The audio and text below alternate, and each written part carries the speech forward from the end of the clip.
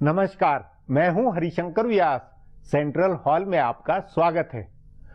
भारत में इन दिनों अघोषित तौर पर नौकरशाही को लेकर बहुत सोचा विचारा जा रहा है। फैसले भी हो रहे हैं। प्रधानमंत्री नरेंद्र मोदी अफसरों के ढर्रे में सुधार ला रहे हैं तो उन्हें सुरक्षित और अनिश्चितताओं से बाहर करने के प्रबंध भी कर रहे हैं। यह फैसला दूरगामी मतलब वाला है कि प्रदेश सरकार केंद्रीय सेवाओं की आईएएस, आईपीएस, आईएफएस जमात के अफसर को मुअत्तल नहीं कर सकती। पहले उसे प्रधानमंत्री से पूछना पड़ेगा। यह व्यवस्था राज्य सरकारों के लिए आपत्तिजनक होगी, इसलिए कि तब अफसर अपने मुख्यमंत्री, मंत्री की क्यों परवाह करेंगे। निर्वाचित सरकार के जनप्रतिनिधियों की अफसरों पर कंट्रोलिंग अथॉरिटी नहीं होगी तो हुक्म न मानने की प्रवृत्ति बनेगी। मोदी सरकार ने एक तरह से अफसरों को संरक्षण दिया है तो संघीय ढांचे में राज्य सरकारों को अपंग बनाया है। इस बात को दिल्ली राज्य के छोटे उदाहरण से समझा जा सकता है। केजरीवाल सरकार के 2 अफसरों ने कैबिनेट मंजूरी पर दस्तखत करने से इनकार किया। सरकार ने उन्हें सस्पेंड किया, लेकिन केंद्र सरकार ने उनकी मुअत्तली रद्द की। केंद्र और दिल्ली राज्य के अलग तरह के रिश्तों में केंद्र के अधिकार ज्यादा है। उस नाते केंद्र अपने फैसले को दिल्ली के संदर्भ में सही ठहरा सकता है, लेकिन मान लें उत्तर प्रदेश, राजस्थान या बिहार में कहीं कोई अफसर आदेश न माने तो प्रदेश सरकार को उसे सस्पेंड करने का हक है या नहीं, या मुख्यमंत्री को पहले केंद्र से अनुमति लेनी होगी। क्या हर निर्वाचित सरकार को अपने अफसर का फैसला खुद करने का अधिकार नहीं होना चाहिए? आज इस पर चर्चा है, मगर उससे पहले गपशप और खास सुर्खियां। शुरुआत सियासी गपशप से करते हैं।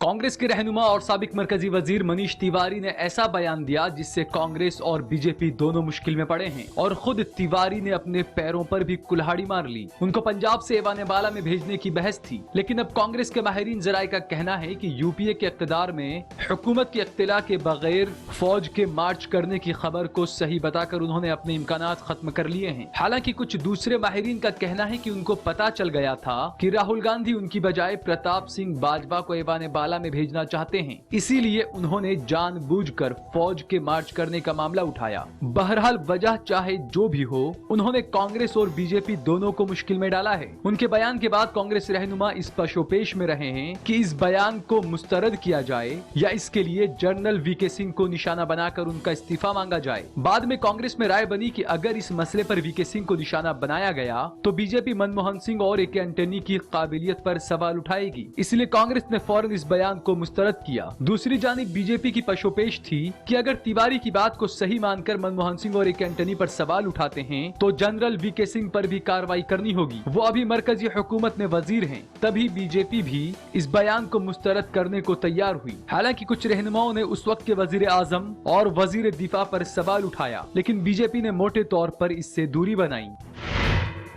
बीजेपी और मरकजी हुकूमत के पार्लियामानी मैनेजर एक बार फिर जीएसटी बिल को पास कराने की भागदौड़ में लग गए हैं। बीजेपी के माहिरीन जराये का दावा है कि वजीर पार्लियामानी उमूर वेंकैया नायडू एक हिकमत अमली के तहत कांग्रेस सदर सोनिया गांधी से मिलने गए थे। दरअसल बीजेपी और हुकूमत दोनों इलाकाई पार्टियों को ये दिखाना चाहते हैं कि वो कांग्रेस से बात कर रहे हैं, क्योंकि ये पार्टियां बार बार मशवरा दे रही है कि हुकूमत को कांग्रेस से बात करनी चाहिए। एक तरफ हुकूमत कांग्रेस से बात कर रही है और दूसरी जानिब बीजेपी के रहनुमाओं और मरकजी हुकूमत के वुज़राओं ने इलाकाई रहनुमाओं को उनके सूबे का फायदा और नुकसान समझाया है। तभी कई वुज़राए आला बिना शर्त हुकूमत के बिल की हिमायत करने के लिए तैयार हुए हैं। मरकजी वजीर खजाना अरुण जेटली खुद इसकी कोशिश कर रहे हैं। माहिरीन जराये के मुताबिक जेटली से मुलाकात के बाद जयललिता और ममता बनर्जी दोनों बिल की हिमायत करने को तैयार हैं। नवीन पटनायक की पार्टी ने भी हुकूमत की हिमायत की है और सपा बीएसपी दोनों हिमायत दे रहे हैं। इस हिमायत के भरोसे ही जेटली ने सीधे सोनिया और राहुल के खिलाफ महाज खोला। उन्होंने कहा कि परेशानी पूरी पार्टी से नहीं है, लोगों से है। उनको लग रहा है कि इससे वो कांग्रेस को तने तनहा कर पाएंगे और बजट इजलास में बिल पास हो जाएगा। बताया जा रहा है कि हुकूमत बिल जरूर पेश करेगी ताकि कांग्रेस का असली रुख सामने आए।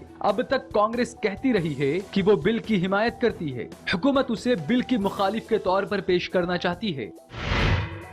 इस साल ऐवान बाला के 2 साला इंतखाबात हैं। कई सूबों की और मुंतखब किए जाने वाली करीब 70 सीटों पर इंतखाबात होने हैं, लेकिन बिहार और झारखंड की 2 सीटों को लेकर सबसे ज्यादा दिलचस्प सियासत हो रही है। इन 2 सूबों की 2 सीटों के लिए 4 संजीदा दावेदार हैं। बिहार की एक सीट के लिए सुशील कुमार मोदी और सैयद शाहनवाज हुसैन को दावेदार बताया जा रहा है, तो झारखंड की एक सीट पर साबिक वजीर आला अर्जुन मुंडा और मौजूदा ऐवान बाला के रुकन MJ अकबर के नाम की बहस है। इन चारों नामों का एक कनेक्शन ये भी है कि इनमें से जो 2 लोग ऐवान बाला में आएंगे उनका वजीर बनना भी तय माना जा रहा है। बीजेपी के माहिरीन जराए का कहना है कि वजीर आजम नरेंद्र मोदी अगर काबीना की तौसीह करते हैं तो पहले ही तय हो जाएगा कि किसको ऐवान बाला में आना है। बहरहाल पार्टी जराए का कहना है कि दोनों सूबों से 2 मुस्लिम रुकन पार्लियामेंट भेजना मुमकिन नहीं है। वैसे भी उत्तर प्रदेश की एक सीट से मुख्तार अब्बास नकवी का वापस आना तय है। ऐसे में शाहनवाज हुसैन या MJ अकबर में से किसी एक को सीट मिलेगी। बताया जा रहा है कि अकबर को मुंतखब किए जाने वालों की फहरिस्त से भी ऐवान बाला में लाया जा सकता है। तब झारखंड की सीट पर अर्जुन मुंडा की दावेदारी मजबूत होगी। जहां तक बिहार की बात है तो वहां सुशील मोदी को तय करना है कि वो दिल्ली की सियासत करना चाहते हैं या नहीं। बिहार इंतखाबात के वक्त से ही शाहनवाज के साथ उनके रिश्ते बेहतर हुए हैं। अब आज की सुर्खियां हैं, ये लीक से कुछ हटकर है और इनसे देश की दशा दिशा को बूझ सकेंगे।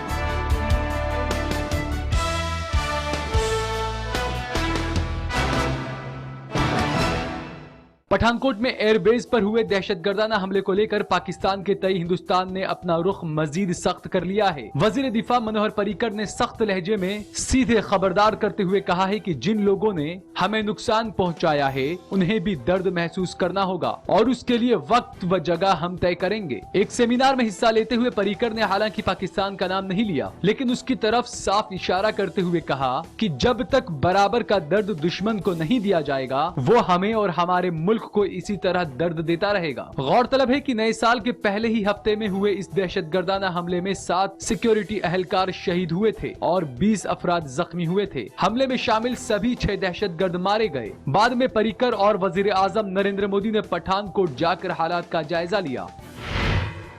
पाकिस्तान के तय हिंदुस्तान के सख्त रुख का इशारा देते हुए कौमी सलामती मुशीर अजीत डोवाल ने भी कहा है कि पाकिस्तान पहले पठानकोट पर हमले की साजिश रचने वाले दहशतगर्दों के खिलाफ कार्रवाई करे, उसके बाद ही बातचीत होगी। इससे ऐसा लग रहा है कि जुमा को दोनों ममालिक के बीच मज़ाक़रात नहीं हो पाएंगे। डोवाल ने यह भी साफ किया है कि पाकिस्तान के साथ होने वाले खारजा सेक्रेटरीज की सतह के मज़ाक़रात रद्द नहीं हुए हैं, लेकिन इसकी तारीख तय नहीं हुई है। गौरतलब है कि पाकिस्तान की तरफ से कहा जा रहा है कि 15 जनवरी को इस्लामाबाद में खारजा सेक्रेटरी सतह के मज़ाक़रात होंगे। गौरतलब है कि मीडिया के एक हिस्से में मज़ाक़रात रद्द होने की खबर आ रही थी, लेकिन डोवाल ने इसे खारिज किया है। इस बीच खबर है कि पाकिस्तान के वजीर आजम नवाज शरीफ ने दहशतगर्दों पर कार्रवाई करने के लिए अपने अफसरान का मजीद एक इजलास तलब किया है।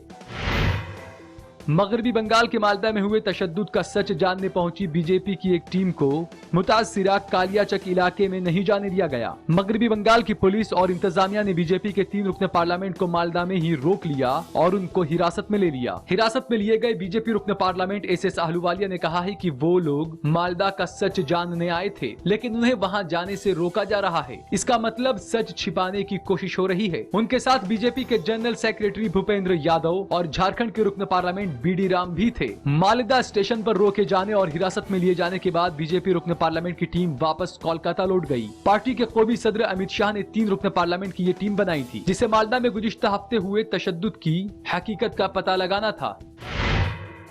दिल्ली हाई कोर्ट ने आलूदगी कम करने के लिए शुरू की गई ऑड इवन नंबर की गाड़ियां मुख्तलिफ दिन चलाने के फॉर्मूले में दखल देने से इनकार कर दिया है। अदालत ने इसमें दखल देने से इनकार करते हुए कहा है कि वैसे भी ये मंसूबा सिर्फ 15 जनवरी तक है। हालांकि इसके साथ ही अदालत ने यह भी कहा कि आइंदा मर्तबा ऐसे मंसूबे को नाफिज करने से पहले हुकूमत को इस मंसूबे को चैलेंज देने वाली अर्जियों में उठाए गए मसाइल पर गौर करना होगा। दिल्ली हाई कोर्ट की चीफ जस्टिस G रोहिणी और जस्टिस जयंत नाथ की बेंच ने कहा है कि इस मंसूबे पर अमल से समाज के एक तबके के लिए मुश्किल हो सकती है, लेकिन कानूनी तज्जिये के हक को ऐसे पॉलिसी साज फैसले की इस्लाहात पर गौर के लिए नहीं बढ़ाया जा सकता है। फिलहाल अब एक ब्रेक है, फिर खुलासा होगा।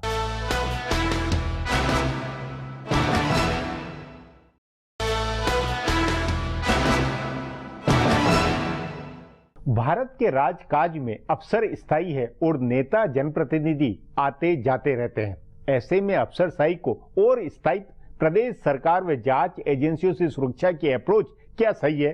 अफसर काम नहीं करते हैं क्योंकि डरते हैं, इसलिए उन्हें न डरने की गारंटी दी जाए। यह सिस्टम को भ्रष्ट और मनमाना बनाना नहीं होगा। इस पर आगे चर्चा करें, उससे पहले देखें मेरा यह खुलासा।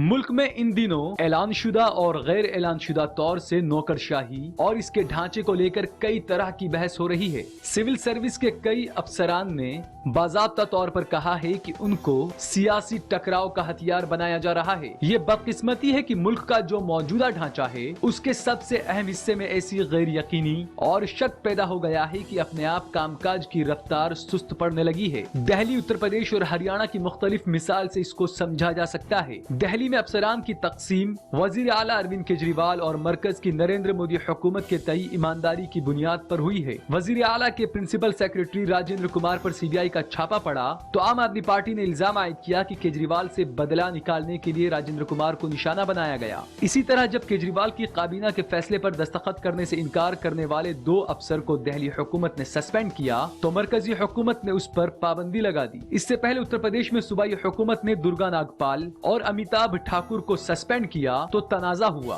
और हरियाणा और अशोक खेमका को लेकर मुसलसल तनाजा चल रहा है। इन तनाजों के बीच मरकजी हुकूमत ने एक नई पहल करते हुए उसूल बनाया है कि सूबाई हुकूमतें सिविल सर्विसेज के अफसरान को मनमाने तरीके से सस्पेंड नहीं कर सकती है। उन्हें इसके लिए मरकजी हुकूमत की मंजूरी लेनी होगी। इसी उसूल में यह भी कहा गया है कि मरकजी हुकूमत के साथ काम कर रहे अफसरान पर कार्रवाई के लिए भी पहले वजीर आजम की इजाजत जरूरी होगी। कहा जा सकता है कि अफसरान खुलकर फैसले करें और आजादाना तौर पर काम करें, इसके लिए जरूरी है कि उन्हें कुछ तहफ्फुज मिले। लेकिन इसके साथ ही सवाल है कि जिस सूबाई हुकूमत को अफसरान से काम लेना है वो किस तरह से जवाबदेही तय करेगी। अफसरान की पोस्टिंग कहां करनी है और उससे क्या काम लेना है, ये फैसला सूबाई हुकूमतें करती है। किसी खास काम के तई अफसर को जवाबदेह बनाने के लिए उसके हाथ में मुंतजिमा की चाबुक होनी चाहिए। ये चाबुक नहीं होगी तो वो सिर्फ तबादले करता रहेगा। या दूसरा तरीका ये होगा कि सूबाई हुकूमतें रियासती सर्विस के अफसरान को अहम जिम्मेदारियां देगी क्योंकि उनके तई उनका यकीन ज्यादा होगा। गुज़िश्ता दिनों खबर आई थी कि पंजाब के 90% जिलों में प्रमोशन हासिल कर एसपी बने सूबाई पुलिस सर्विस के अफसरान ही तैनात हैं। दरअसल इस वक्त नौकरशाही का सबसे बड़ा बहरान भरोसे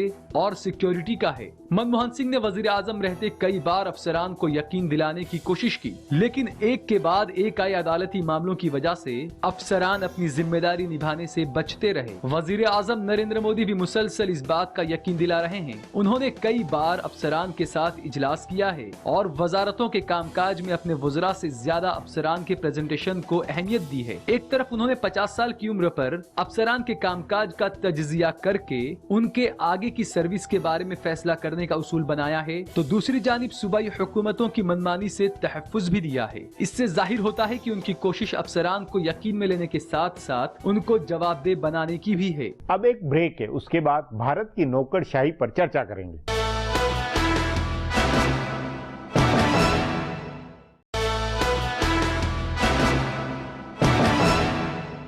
एक तरफ नरेंद्र मोदी है जो आईएएस अफसरों की सुरक्षा, स्थायित्व और उनसे काम लेने की चिंता में है, तो दूसरी ओर अरविंद केजरीवाल है जो अफसरों की जगह विषय विशेष के जानकार विशेषज्ञों को लेकर सरकार चलाने की बात कह रहे हैं। सवाल है, जनता की निगाह में किसकी अप्रोच सही है? नौकरशाही के प्रति आखिर क्या व्यवहार हो?